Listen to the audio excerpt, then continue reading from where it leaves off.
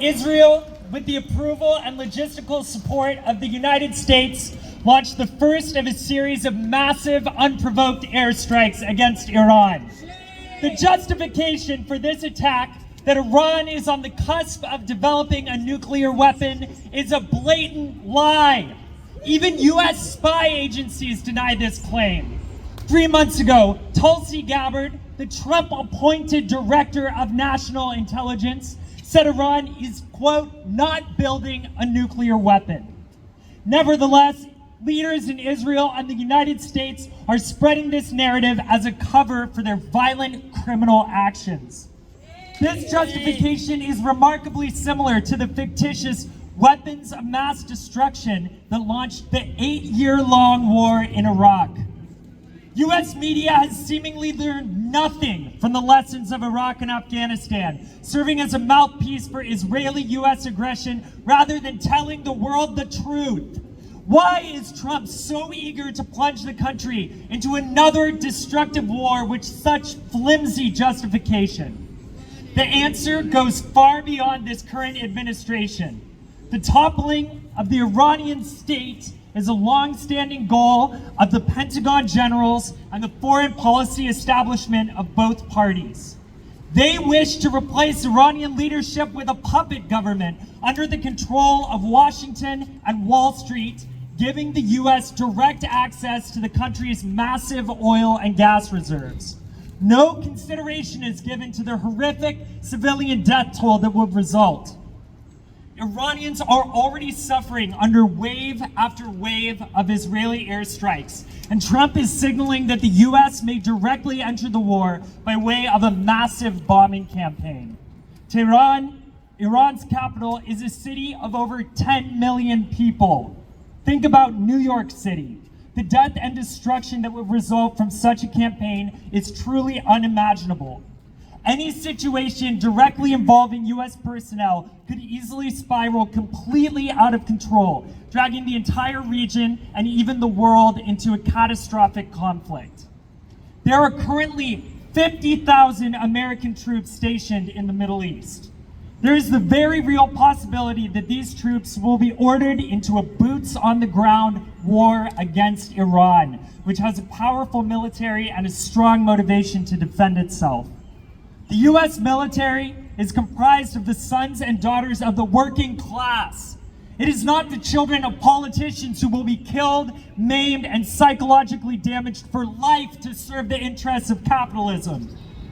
All of this foreign policy brinksmanship and violence is happening at a time of acute domestic crisis in the United States. Trump's war on immigrant families, including the mobilization of the National Guard and even active duty Marines in U.S. streets, is in full swing. These domestic crises are also based on lies, the cruel scapegoating of the nation's most vulnerable populations. Trump characterizes immigrants as dangerous criminals who want to take advantage of working people and destabilize the country. And he is mobilizing state violence to suppress, deport, and disenfranchise hardworking, contributing members of society. We reject this cruelty. It is the ruling class that is responsible for the economic and social decline of this country. Queer people, immigrants, and people of color are part of the fabric of our society, not threats to be extinguished. The policies of both ruling parties have led us to the catastrophes our world is now facing. The American people do not want war. Do we want war? No! No war! No. Do we want war? No war! Say it so Trump can hear you! No war! Say it louder! No war! Say it so Netanyahu can hear you! No war! Say it so the world can hear you! No war! We know that our own ruling class, not Iran, is the true existential threat. We stand united against genocide, militarism, empire, and the destruction of the planet. The trillions of dollars being spent on militarism and the slaughter of innocent civilians are an insult to the working class.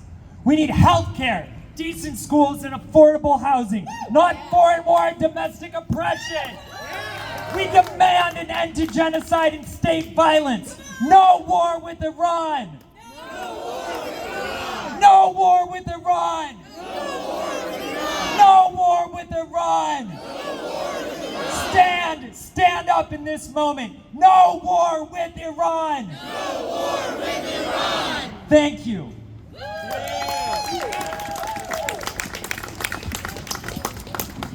Money for jobs and education, not for war and occupation. Money for jobs and education, not for war and occupation. All right, thank you. Next up, we have Rod Such from the Portland DSA. Thank you so much.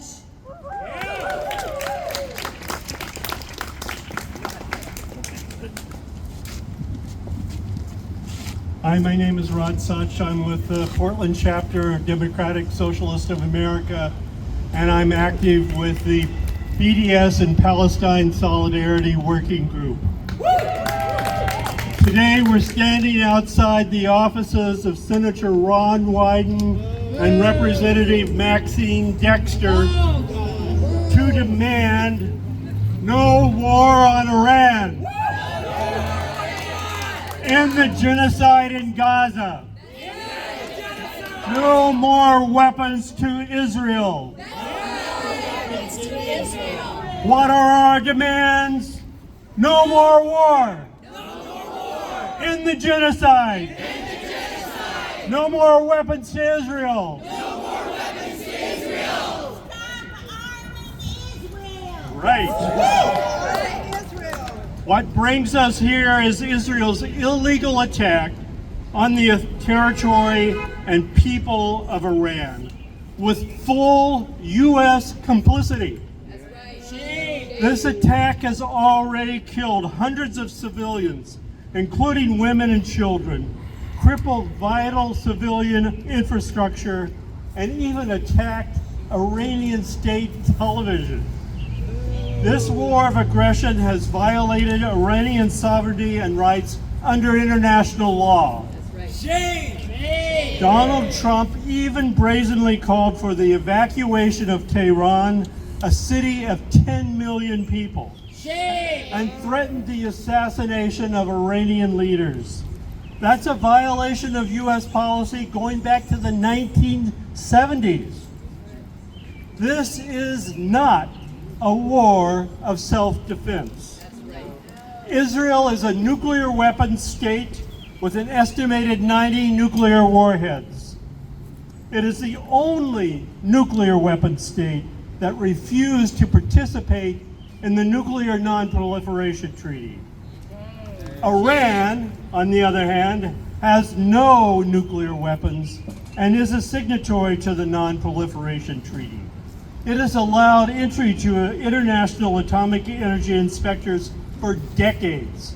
It even signed an agreement in 2015 that allowed it to produce nuclear energy for peaceful purposes while agreeing to rigorous oversight. Trump pulled the United States out of that agreement in 2018 and now is attempting to demand and impose new conditions. Meanwhile, Israel continues its genocide in Gaza, killing 50 or 70 or 80 or 100 people every day. Shame! It uses its control over food aid to force starving people into the open where they are randomly slaughtered. Shame! Stop arming Israel! Exactly. Now Israel has begun a new genocide in Iran with full U.S. support. We must fight back against this militarism. We spend trillions of dollars on weaponry while the Trump administration cuts Medicaid, food assistance, and funds for housing. We live under a system that is addicted to war. That system is called imperialism. And imperialism is war. We killed millions of people in Vietnam, Laos, and Cambodia. Then we killed hundreds of thousands, if not millions, in Iraq, all under the pretense that Iraq had weapons of mass destruction. But Iraq had no such weapons. It was all a lie. That was never going to be a mushroom cloud, as the Bush administration repeated over and over, relentlessly, to gin up its war. Iran has no weapons of mass destruction. Iran's Islamic leaders have even issued a fatwa, a prohibition against them. We must recognize that we are in a new moment, but still it resembles the fascism of the 1930s, when Italy invaded Ethiopia and Hitler's Air Force bombed the village of Guernica in the Democratic Republic of Spain. For Palestinians, Israel has always been a fascist state. It initially sought to be a regional hegemon for British and French colonialism, but then saw its opportunity to play that role for U.S. imperialism in a vital oil-rich region of the world. It has always been ready to wage war against any country that merely seeks its independence from that hegemony. Colonialism, after all, is just another form of fascism. Our own Donald Trump is a fascist wannabe, defying the Constitution and repressing migrants, people of color, women, and trans people, while attempting to impose authoritarianism, patriarchy, and white supremacy. We must stop it now. No war with Iran, end the genocide, free Palestine, and free ourselves.